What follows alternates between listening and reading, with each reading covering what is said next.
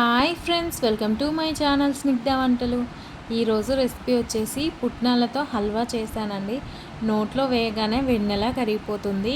ఈ హల్వాలోకి అయితే నేను చుక్క నెయ్యి కూడా వాడలేదు.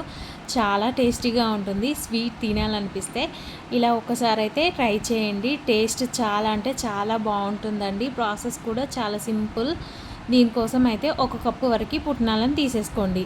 ఇది గ్రైండ్ చేసి పక్కకు పెట్టేసుకోండి. ఇప్పుడు ఏ కప్తో అయితే పుట్నాలు తీసుకున్నామో అదే కప్పుతో కప్పు వరకు బెల్లం, అలాగే 2 కప్పుల వరకు వాటర్ని వేసేసుకోండి.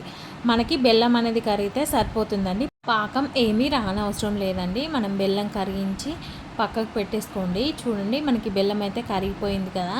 ఇప్పుడు ఈ వాటర్ని అయితే పక్కకు పెట్టేసుకోండి.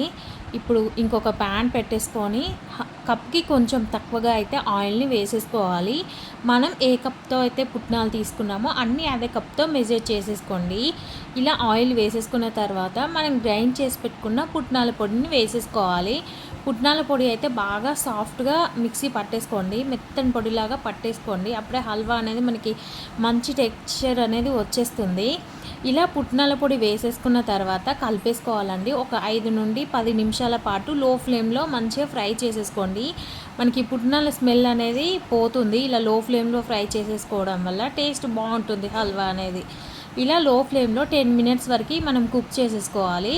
చూడండి, ఇలా కొంచెం బబుల్ ఫామ్ అయితే వచ్చేస్తుంది మనం స్లో ప్రాసెస్లో ఫ్రై చేసేసుకుంటే. ఇలా 10 నిమిషాల తర్వాత మనం ముందుగా బెల్లం వాటర్ రెడీ చేసి పెట్టుకున్నాం కదా, ఆ బెల్లం వాటర్ని అయితే వేసేసుకోవాలండి. బెల్లం వాటర్ మొత్తం ఒకేసారి కాకుండా ఇలా కొంచెం కొంచెంగా 3 బ్యాచెస్ కింద అయితే వేసేసుకోండి వాటర్ని. ఇలా వన్స్ ఒకసారి వాటర్ వేసేసుకున్న తర్వాత మొత్తం వాటర్ అంతా కలిసేలాగా కలిపేసుకోండి. ఇలా రెండోసారి కూడా బెల్లం వాటర్ని అయితే వేసేసుకోవాలి. ఇలా మీరు 3 టైమ్స్ అయితే బెల్లం వాటర్ని వేసేసుకోండి. కప్పు పుట్నాలకి కప్పు బెల్లం అనేది కరెక్ట్గా సరిపోతుందండి. స్వీట్ కొంచెం ఎక్కువ ఇష్టపడేవారైతే ఇంకొక 1 టేబుల్ స్పూన్ వరకు బెల్లం వేసుకుంటే సరిపోతుంది. ఇలా 3rd టైం కూడా నేను బెల్లం వాటర్ని వేసేసుకున్నానండి. ఇలా బెల్లం వాటర్ వేసేసుకున్న తర్వాత మనం ఈ వేసుకున్న పప్పు అంతా బెల్లం వాటర్ పీల్చుకునేంత వరకు కుక్ చేసేసుకోవాలి. మనం బెల్లం వాటర్ వేయగానే ఒక 2 నిమిషాల్లోనే కన్సిస్టెన్సీ అనేది థిక్గా వచ్చేస్తుందండి. మంటని లో ఫ్లేమ్లో పెట్టి ఉడికించుకోండి. అప్పుడే హల్వా టేస్ట్ అయినా టెక్స్చర్ అనేది చాలా బాగుంటుంది. చూడండి, మనకి ఇలా థిక్గా వచ్చేసిన తర్వాత ఇంకొక 1 టేబుల్ స్పూన్ వరకు ఆయిల్ని వేసేసుకోవాలి. ఇలా ఆయిల్ని వేసేసుకొని మొత్తం ఒకసారి కలిపేసుకోండి. ఇలా కలుపుకుంటూ ఒక 5 నిమిషాలు కుక్ చేసేసుకుంటే మనం వేసుకున్న ఆయిల్ అనేది బయటకు వచ్చేస్తుందండి హల్వా నుండి. చిటికెడంతా రెడ్ ఫుడ్ కలర్ని అయితే వేసుకుంటున్నానండి. ఇది పూర్తిగా ఆప్షనల్. మీకు నచ్చితే వేసుకోండి, లేదంటే స్కిప్ చేసేయచ్చు.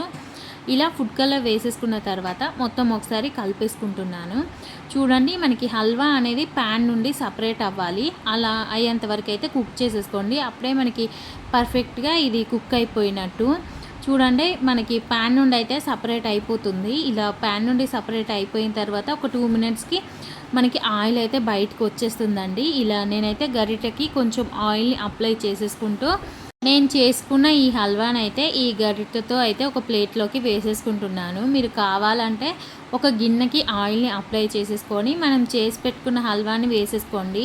ఒక 5 నిమిషాలు రెస్ట్ ఇచ్చేసుకొని మీకు నచ్చిన షేప్లో అయితే కట్ చేసేసుకోవచ్చండి.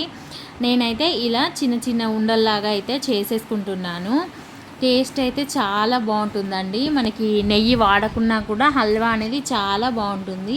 ఒకవేళ మీకు నెయ్యి ఉంటే నెయ్యితో చేయాలనుకుంటే మనం సేమ్ ప్రాసెస్లో చేసేసుకోవచ్చు. ఆయిల్ ప్లేస్లో నెయ్యి వేసుకుంటే సరిపోతుంది.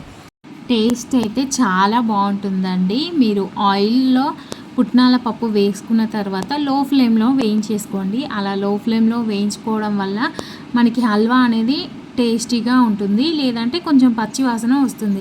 లో ఫ్లేమ్లో 10 మినిట్స్ వరకు వేయించుకుంటే హల్వా పర్ఫెక్ట్గా రెడీ అయిపోతుంది. టేస్ట్ బాగుంటుంది. పిల్లలకి ఇంట్లో అందరికీ నచ్చేస్తుంది.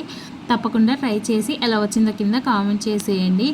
ఈ వీడియో నచ్చితే లైక్ చేయండి, షేర్ చేయండి, అలాగే నా ఛానల్ని సబ్స్క్రైబ్ చేయండి. Thank you for watching Snigdha వంటలు.